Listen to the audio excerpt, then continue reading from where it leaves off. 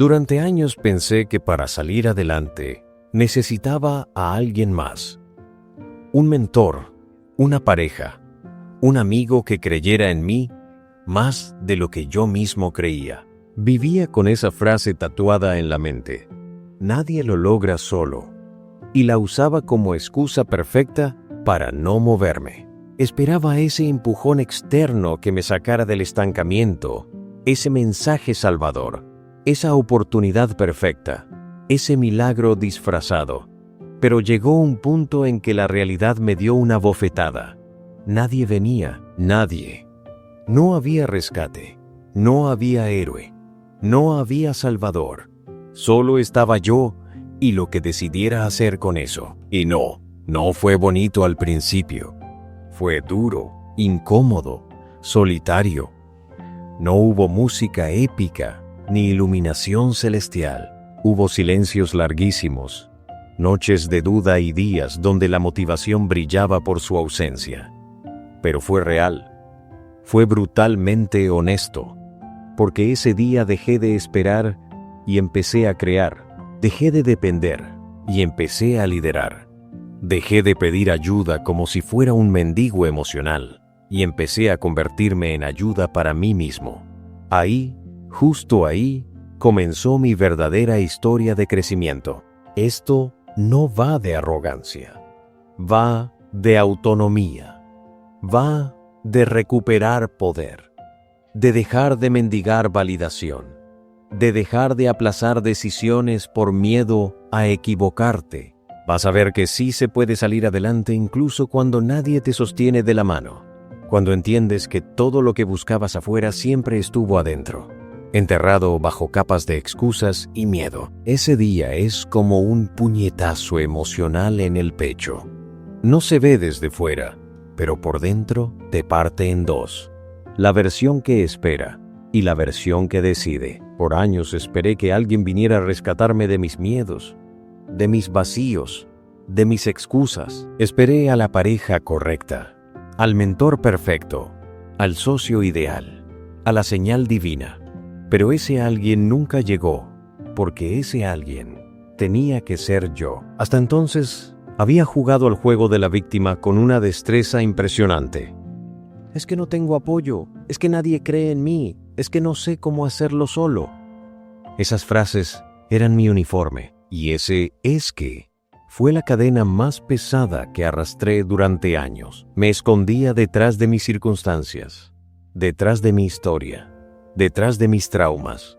Pero las circunstancias no cambian hasta que uno cambia primero, no al revés. Y fue entonces cuando me miré al espejo de verdad, sin filtros, sin maquillaje mental, y me vi por lo que era, una persona con potencial ilimitado, pero también con una lista infinita de excusas elegantes. Ese espejo no reflejaba lo que tenía, reflejaba lo que estaba permitiendo, reflejaba lo que aceptaba, y eso fue brutal. Aceptar que todo era mi responsabilidad fue devastador y liberador al mismo tiempo.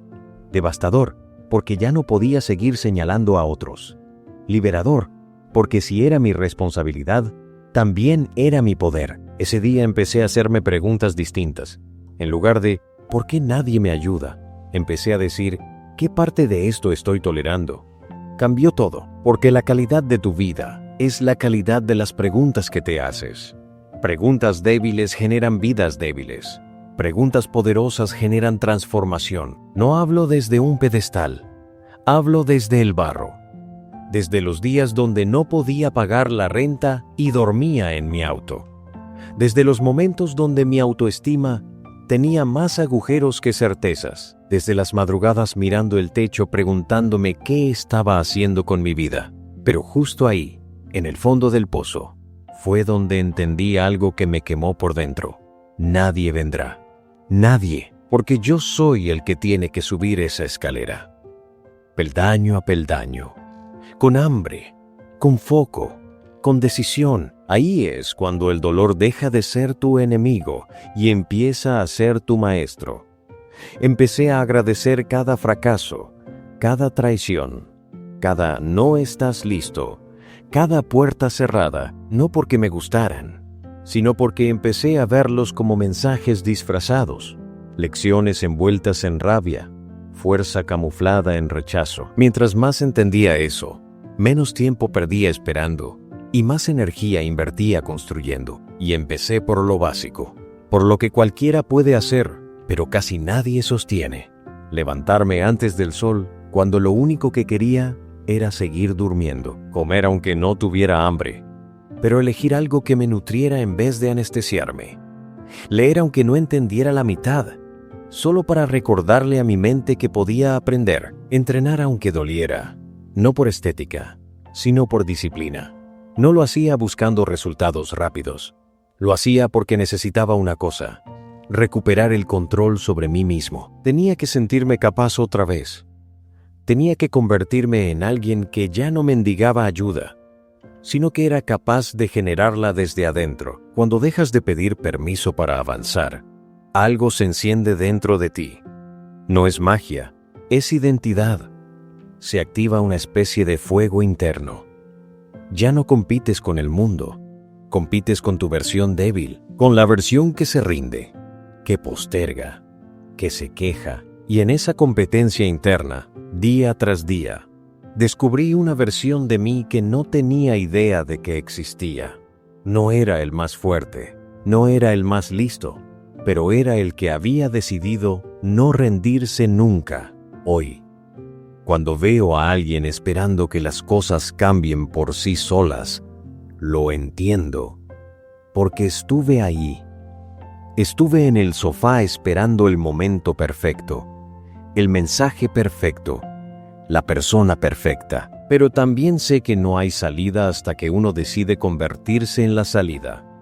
No es una frase bonita para redes sociales, es una verdad incómoda.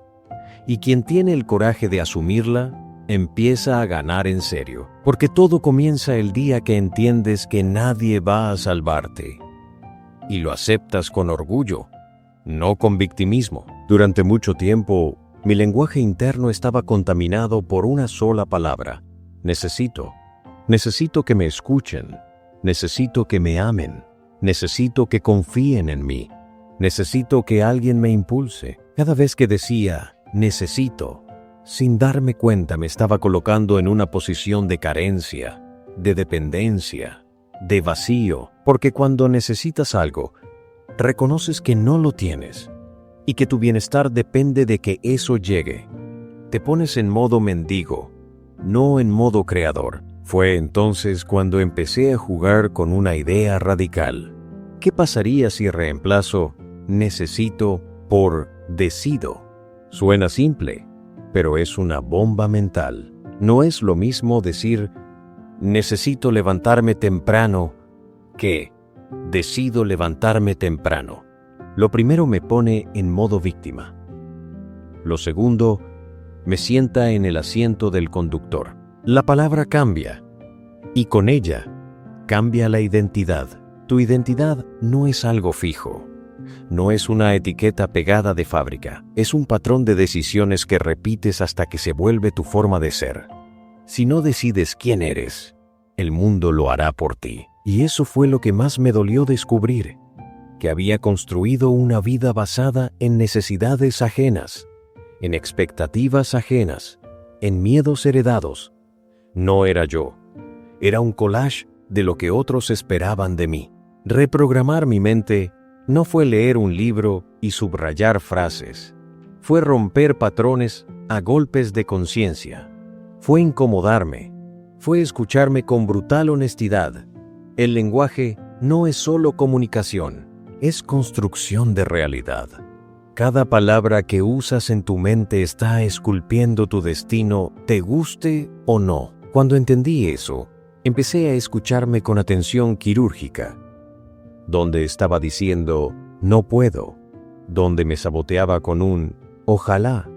Donde me escondía detrás de un, ya veremos. Esas pequeñas frases eran microvenenos, y yo los tomaba todos los días. Comencé por lo práctico. Eliminé frases como, veremos qué pasa, no sé si pueda, ojalá funcione. Las reemplacé por, voy a intentarlo, decido hacerlo, Voy a descubrir cómo. No fue fácil. Mi cerebro quería volver a lo cómodo, a lo conocido, a lo automático. Pero la comodidad no transforma. Y si el cambio no duele un poco, probablemente no está funcionando. Una herramienta que me ayudó muchísimo fue la visualización dirigida. No esa fantasía de imaginar mansiones y coches, sino algo más crudo y útil. Cada mañana me visualizaba tomando decisiones con poder, no esperando señales, no pidiendo permiso. Me imaginaba en escenarios reales con obstáculos reales, viéndome actuar con decisión. No era fantasía, era entrenamiento mental. El cerebro no distingue entre lo vivido y lo intensamente imaginado. Si lo entrenas para verte fuerte, un día empiezas a actuar como tal. Me aferré a afirmaciones con peso emocional, no esas frases dulces que no te mueven nada. Declaraciones como: soy el responsable absoluto de mis resultados. Nada externo controla mi actitud. No espero motivación. Actúo. Cada una tenía que retumbarme en el sistema nervioso. Tenía que incomodarme. Tenía que desafiar a la versión de mí que se victimizaba. Y claro, la mente se resistía. No quería soltar años de programación basada en miedo, escasez y búsqueda de aprobación. Pero yo insistía, como un escultor que talla todos los días la misma piedra, hasta que un día, sin darme cuenta, empecé a reaccionar distinto. Donde antes dudaba, ahora decidía. Donde antes me paralizaba, ahora avanzaba. Donde antes buscaba a quién culpar, ahora buscaba qué cambiar. Ese cambio de necesito a decido no es semántico, es identitario. Es la línea que separa vivir dependiendo de vivir liderando. Y esa transformación mental fue la base silenciosa para todo lo que vino después. Hay decisiones que cambian tu día. Y hay decisiones que cambian tu vida. Las radicales son esas que dan miedo, que sacuden tus cimientos, que te hacen temblar las piernas, pero también son las únicas que te hacen evolucionar de verdad. No hablo de decisiones impulsivas tomadas por rabia. Hablo de esas elecciones conscientes que rompen con la versión débil de ti mismo, las que no admiten retorno, las que queman los barcos. Recuerdo cuando decidí dejar relaciones que me drenaban. No fue elegante, no fue pacífico, fue incómodo, doloroso, desordenado, pero era necesario. Seguir ahí era como tomar veneno emocional todos los días con una sonrisa y esperar no intoxicarme. ¿Y sabes qué descubrí? Que muchas veces mantenemos lo que nos destruye solo porque es familiar, porque lo conocido, aunque duela, da una falsa sensación de seguridad. Las decisiones radicales siempre duelen, pero es un dolor quirúrgico. No mata, limpia. En ese proceso, te das cuenta de cuántas cosas tolerabas por miedo a incomodar, cuántas veces te callaste por no perder, cuántas veces traicionaste tu verdad por evitar un conflicto. Llega un punto en que el precio de seguir igual se vuelve más alto que el miedo al cambio. Ahí es donde decides de verdad. Una vez decidí invertir en un programa de desarrollo personal cuando no tenía dinero ni para comer bien. Sí, sonaba loco. Pero para mí era eso, o seguir sobreviviendo en automático. Prefería apostar por mí que seguir apostando por la excusa. Esa decisión me marcó porque fue una declaración interna. Confío más en mi futuro que en mi pasado. Ese salto me obligó a crecer más rápido de lo que creía posible. La mayoría quiere mejorar sin incomodarse. Pero eso no existe. La mejora real exige pérdida. Perder comodidad. Perder relaciones. Perder rutinas que te mantenían tibio. Y ahí es donde muchos se bajan del tren. Porque el precio de ser uno mismo es alto. Pero el de no serlo es mucho peor. Tomar decisiones radicales también significa dejar atrás tu identidad anterior. Ya no puedes jugar a ser víctima. Ya no puedes decir, es que yo soy así, porque ahora decidiste ser distinto. Y eso exige coherencia. No perfecta, pero sí comprometida, porque si vuelves atrás, el dolor se duplica. No solo sufres por la situación, sufres porque te fallaste a ti mismo, y lo sabes. Las decisiones radicales te obligan a crecer antes de sentirte listo. No te dan tiempo para negociar con tus miedos. Te empujan al borde, y ahí descubres alas que ni sabías que tenías. Es el famoso hazlo con miedo. El coraje no es ausencia de miedo, es acción pese al miedo. Y cada vez que lo haces, tu autoconfianza se eleva brutalmente. La gente me pregunta, ¿y si me equivoco? Y mi respuesta es clara. Prefiero equivocarme, actuando que tener razón toda la vida, estando paralizado. El error se corrige. La inacción se acumula hasta convertirse en un estilo de vida. Un estilo apagado, gris, sin dirección. Tomar decisiones radicales no es un acto de rebeldía contra el mundo. Es un acto de amor propio. Es decirte a ti mismo, merezco más y me lo voy a dar, aunque duela. Y cuando lo haces, tu energía cambia, tu entorno cambia, tu destino cambia, porque cambias tú. Y ese tipo de cambio profundo no tiene marcha atrás. Cuando estás solo, todo duele más. Las dudas hacen más ruido, los miedos parecen más reales. El deseo de rendirte se convierte en una voz insistente que te habla a cada rato, pero también es en esa soledad donde se templa el carácter, donde te descubres, donde te formas. Ahí es donde las rutinas dejan de ser simples hábitos y se convierten en anclas para no naufragar. Empecé con lo mínimo: un vaso de agua al despertar, 10 minutos de silencio, respiración consciente. No lo hacía por moda. Lo hacía porque necesitaba recordar que yo tenía control de algo. Aunque todo a mi alrededor fuera caos, esa pequeña decisión era mía. Y cuando estás solo, esa sensación vale oro. Luego vino el cuerpo. No tenía gimnasio, no tenía equipo, tenía un suelo, y con eso bastó. Flexiones, sentadillas, planchas, no por estética, sino por disciplina. Porque cuando entrenas tu cuerpo sin testigos, estás entrenando tu alma. Estás construyendo el músculo más importante, tu voluntad. La lectura fue otra arma. Me metí en los libros como si fueran refugios. Tony Robbins, Viktor Frankl, Napoleon Hill, Jim Rohn. No leía por entretenimiento. Leía por necesidad. Cada página era una conversación con alguien más sabio que yo. Cada frase me devolvía un poco de fuerza cuando ya no me quedaba nada. Muchas veces, esas palabras fueron mi única compañía. Escribía cada mañana sin filtro, sin censura.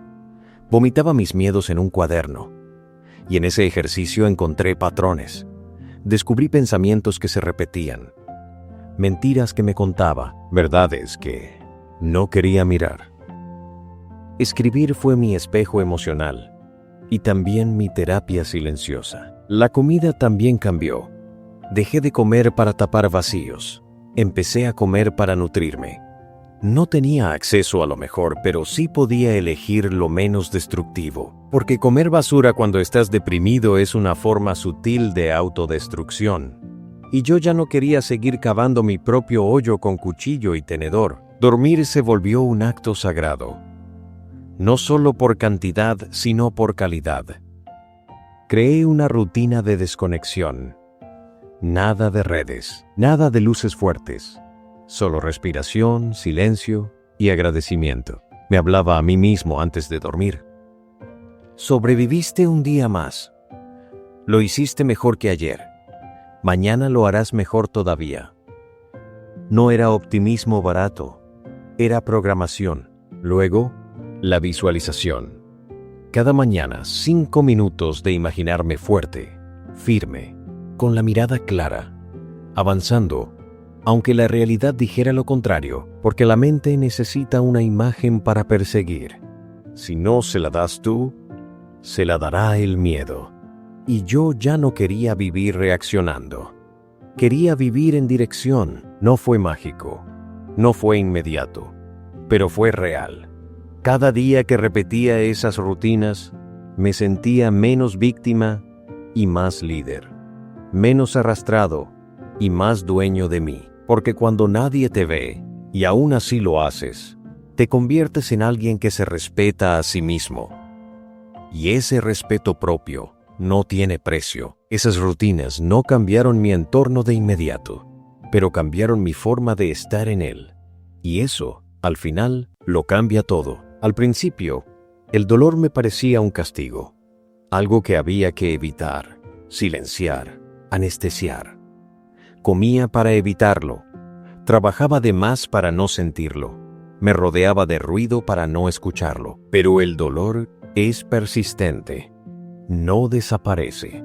Se esconde hasta que le prestas atención. Cuando por fin me detuve y lo miré de frente, descubrí algo brutal. El dolor no estaba ahí para destruirme, estaba ahí para educarme.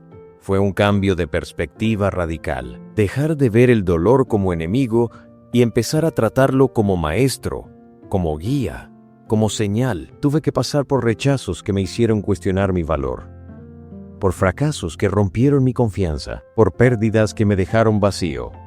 Pero cada uno de esos momentos traía un mensaje, una semilla, una lección. Recuerdo una ruptura que me dejó emocionalmente en ruinas. No entendía por qué dolía tanto, hasta que me senté a escribir y observé el patrón. No dolía solo la pérdida de la persona, dolía todo lo que yo había depositado en ella, que no me estaba dando a mí mismo. Mi necesidad de validación, mi falta de límites, mi autoabandono. El dolor me mostró todo eso como un espejo. Fue una de las primeras veces que usé el dolor como maestro. Me pregunté, ¿qué parte de mí creó esta experiencia? No desde la culpa, sino desde la responsabilidad. Porque si no soy parte del problema, tampoco puedo ser parte de la solución. Ese enfoque me devolvió poder. Me hizo crecer más en un mes que en años de comodidad. El dolor no es bonito. Es incómodo, crudo, te saca lágrimas, te quita el aire, te parte al medio. Pero también te vacía para que puedas llenarte de nuevo. Te rompe para que te reconstruyas con más conciencia. Te aplasta para que veas de qué estás hecho realmente. Empecé a agradecer los momentos difíciles, a ver cada golpe como una oportunidad de expansión. Si algo dolía, lo analizaba. Si una emoción me desbordaba, la escribía. Si una situación me irritaba, la usaba como mapa para entender qué parte de mí todavía reaccionaba desde el miedo. El dolor se volvió una brújula. A veces, la vida no te da lo que quieres, te da lo que necesitas. Y lo que necesitas suele doler. Pero si estás dispuesto a sentir sin juzgar, a escuchar sin reaccionar, a observar sin culpar, el dolor se convierte en sabiduría, y la sabiduría no te la puede quitar nadie. Hoy, cuando algo me duele, ya no huyo, me detengo. Pregunto, ¿qué me estás enseñando? ¿Qué parte de mí se está revelando? Porque sé que si lo atravieso con coraje, saldré de ahí con más claridad, más fuerza y más dirección. Eso vale más que 1000 discursos motivacionales. El dolor dejó de ser un peso y se volvió una herramienta. Cada vez que aparece, lo recibo como se recibe a un viejo maestro exigente. No siempre es agradable, pero sabes que te hará mejor. Eliminar la dependencia emocional no fue un acto de frialdad, fue un acto de amor. Amor propio primero, amor consciente después.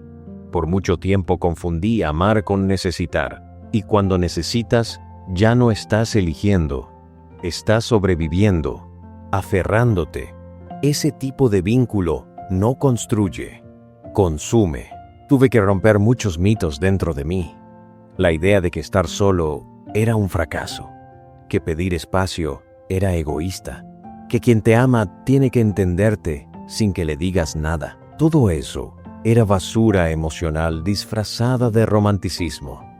Y me costó relaciones, amigos, oportunidades. Pero, sobre todo, Me costó perderme a mí. Empezar a sanar esa dependencia fue brutal, porque implicaba reconocer que había construido gran parte de mi identidad alrededor del otro, y sin ese otro no sabía quién era. Entonces me hice una pregunta incómoda. ¿Qué pasaría si soy suficiente incluso sin aprobación, sin compañía, sin aplausos? Ahí empezó la verdadera libertad. No hablo de aislarse del mundo. Hablo de autonomía emocional, de saber que puedo compartir mi vida sin entregar mi vida, de aprender a dar sin vaciarme, de amar sin suplicar. Porque una cosa es caminar junto a alguien y otra es arrastrarte por el camino de alguien más. Me ayudó mucho establecer rituales de reconexión personal. Caminar solo, tomar un café solo, viajar solo cuando podía, tomar decisiones pequeñas sin consultar a nadie, no para alejarme, sino para escuchar mi propia voz sin interferencias. Y descubrí algo poderoso. Esa voz siempre había estado ahí, solo que la tenía tapada de ruido ajeno. También empecé a mirar mis relaciones con lupa. ¿A quién buscaba por miedo a su ausencia y no por auténtico amor? ¿A quién toleraba solo para no sentirme solo? ¿A quién idealizaba para no mirar mis propias sombras? Cuando respondí esto con honestidad, muchas máscaras se cayeron de los demás y mías. Eliminar la dependencia emocional no te vuelve frío, te vuelve íntegro. Ya no das por escasez, sino por abundancia. Ya no buscas que te completen, buscas compartir desde la plenitud. Y eso no es frialdad. Eso es madurez. Es realidad. Claro que dolió, porque cuando dejas de depender muchas personas se van, no porque no te quieran, sino porque estaban más enamoradas de tu carencia que de tu esencia. Y perderlas duele, pero es necesario. Porque si para mantener a alguien tienes que traicionarte, el precio es demasiado alto. Hoy puedo amar sin cadenas, escuchar sin absorber todo, apoyar sin intentar salvar a nadie. Ese para mí es un nivel de amor superior. Uno que no pide, elige. Uno que no exige, ofrece. Uno que no encierra, libera. Y en ese tipo de amor descubrí algo que no sabía que estaba buscando. La paz de saber que puedo estar con alguien, pero también puedo estar conmigo. Hubo un punto en mi vida en el que me harté de culpar a mis padres, a mi pasado, a la economía, a mi educación, a mis relaciones fallidas. Era fácil, era cómodo, era automático, pero también era estéril. No me llevaba a ningún lado. Me mantenía girando en el mismo círculo, justificando por qué no avanzaba, hasta que un día me hice una pregunta brutal. ¿Y si todo lo que me pasa es responsabilidad mía? La mente se resistió. «Eso es injusto», gritaba. «Hay cosas que no dependen de ti». Y sí, hay cosas que no controlo, pero la interpretación, la respuesta, la actitud, eso siempre está en mis manos. Cuando asumí eso al 100%, mi vida dejó de sentirse como una jaula y empezó a parecerse a un campo de entrenamiento. Asumir responsabilidad no es castigarte, es empoderarte, es decirte, si esto depende de mí, entonces puedo cambiarlo. Si yo lo creé, también puedo transformarlo. Esa sensación, aunque incomode al principio, se vuelve adictiva, porque dejas de obsesionarte con lo que no puedes controlar y te enfocas obsesivamente en lo que sí. Ahí redefiní mi relación con el fracaso. El fracaso dejó de ser una señal de «no sirves» y se volvió un mensaje de «aquí hay algo que aún tienes que aprender». Cada error, una pista. Cada caída, un recordatorio de que estoy en movimiento, porque solo se cae quien avanza. Los que se quedan quietos no se raspan, pero tampoco llegan. También empecé a ver la queja como veneno. Cada vez que me quejaba, en el fondo me estaba diciendo, esto me supera, y eso ya no era aceptable. Así que cambié queja por acción. Si algo no me gustaba, lo enfrentaba. Si algo me molestaba, lo transformaba. Y si no podía, lo soltaba. Pero ya no me instalaba en la comodidad del lamento. Lo más increíble es que al asumir responsabilidad total, también disminuyó la ansiedad, porque ya no estaba esperando que el mundo cambiara. Ya no dependía de que alguien actuara diferente. El foco estaba en mí. Y eso, aunque parezca contradictorio, trae paz. Es como si de repente la vida te entregara el control remoto. Ya no estás viendo el programa que te imponen. Estás eligiendo qué historia protagonizas. Y sí, eso implica tomar decisiones difíciles, tener conversaciones incómodas, ponerte en riesgo. Pero también te da una sensación interna de poder que ninguna excusa puede igualar. Ese placer de ser el arquitecto de tu propia vida no te lo puede dar nadie. No depende de aplausos, ni de likes, ni de reconocimiento. Depende solo de ti. Y cuando te das cuenta de eso, la soledad ya no asusta. La incertidumbre ya no paraliza, porque sabes que pase lo que pase, tú vas a estar ahí, firme, decidido, presente, y así, sin darte cuenta, te conviertes en alguien que ya no necesita ayuda para avanzar, porque aprendiste a construir desde adentro. No es que rechaces la ayuda, es que tu vida ya no depende de que llegue o no. Si algo de todo esto resonó contigo, quédate con esta frase grabada a fuego: nadie va a salvarme.